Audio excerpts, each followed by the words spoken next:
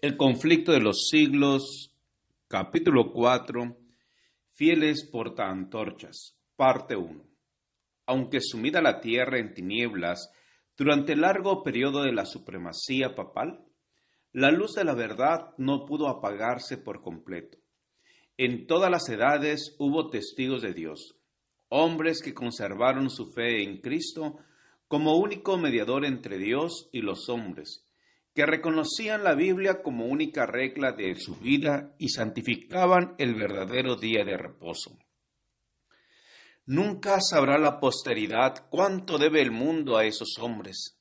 Se les marcaba como herejes. Los móviles que los inspiraban eran impugnados, su carácter difamado y sus escritos prohibidos, adulterados o mutilados. Sin embargo, permanecieron firmes y de siglo en siglo conservaron pura su fe como herencia sagrada para las generaciones futuras. La historia del pueblo de Dios durante los siglos de obscuridad que siguieron a la supremacía de Roma está escrita en el cielo. Aunque ocupa escaso lugar en las crónicas de la humanidad, pocas son las huellas que de su existencia pueden encontrarse fuera de las que se encuentran en las acusaciones de sus perseguidores. La política de Roma consistió en hacer desaparecer toda huella de oposición a sus doctrinas y decretos.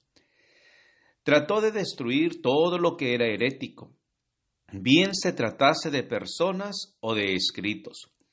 Las simples expresiones de duda u objeciones acerca de la autoridad de los dogmas papales bastaban para quitarle la vida al rico o al pobre, al poderoso o al humilde.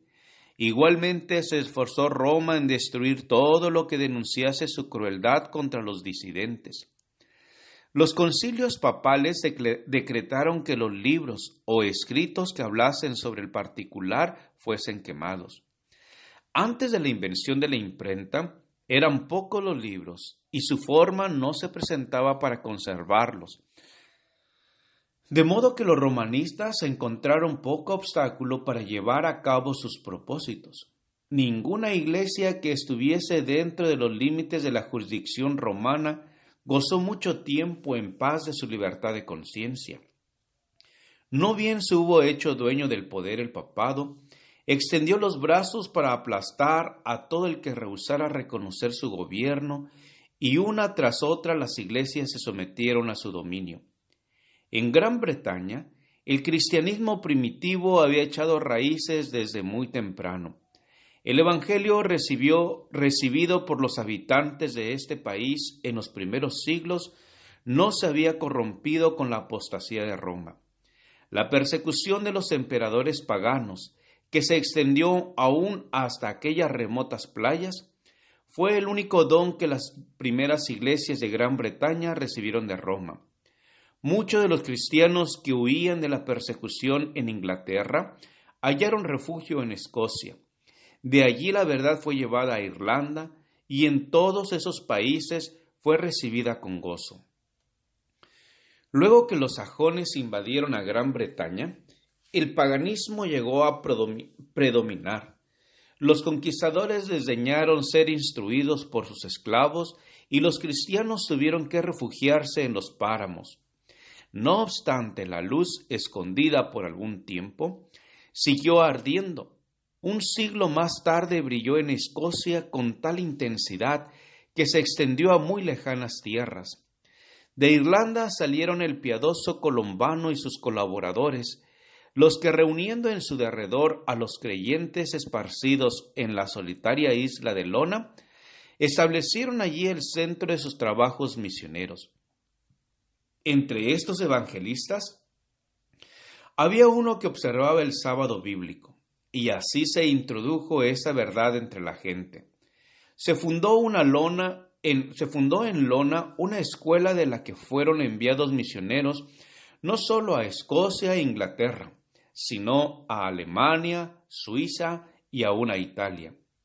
Roma, empero, había puesto los ojos en Gran Bretaña y resuelto someterla a su supremacía. En el siglo VI, sus misioneros emprendieron la conversión de los sajones paganos.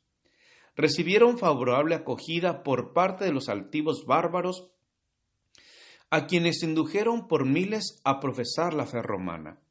A medida que progresaba la obra, los jefes papales y sus secuaces tuvieron encuentros con los cristianos primitivos.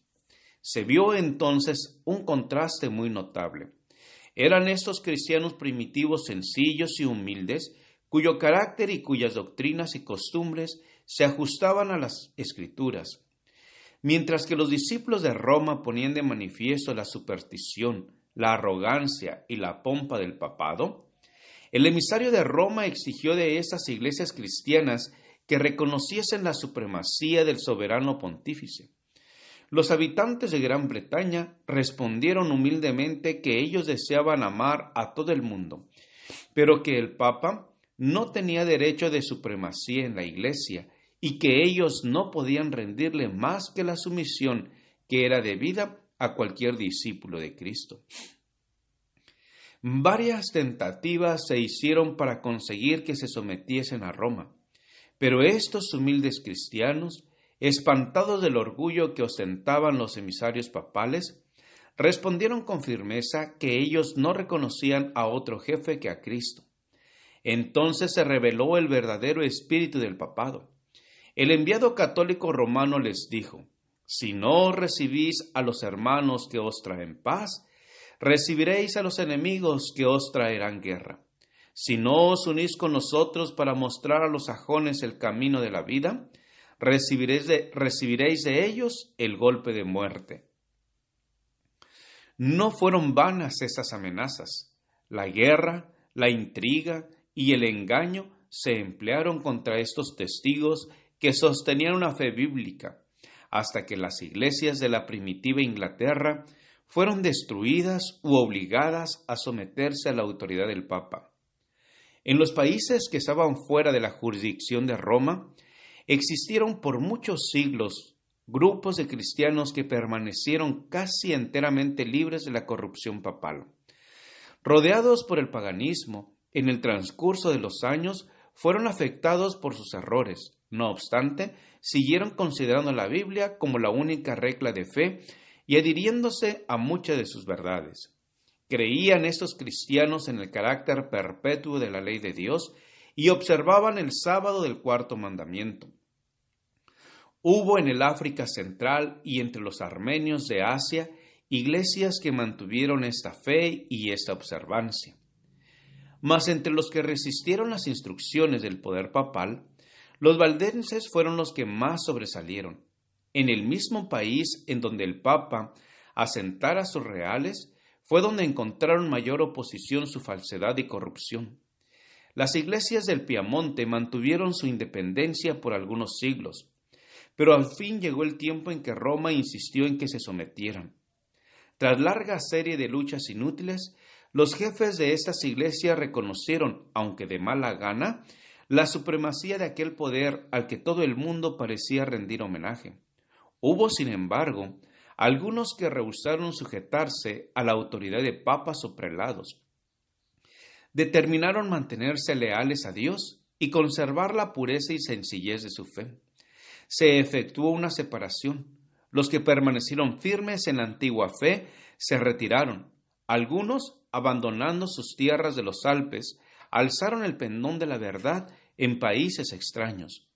Otros se refugiaron en los valles solitarios y en los baluartes peñascosos de las montañas, y allí conservaron su libertad para adorar a Dios.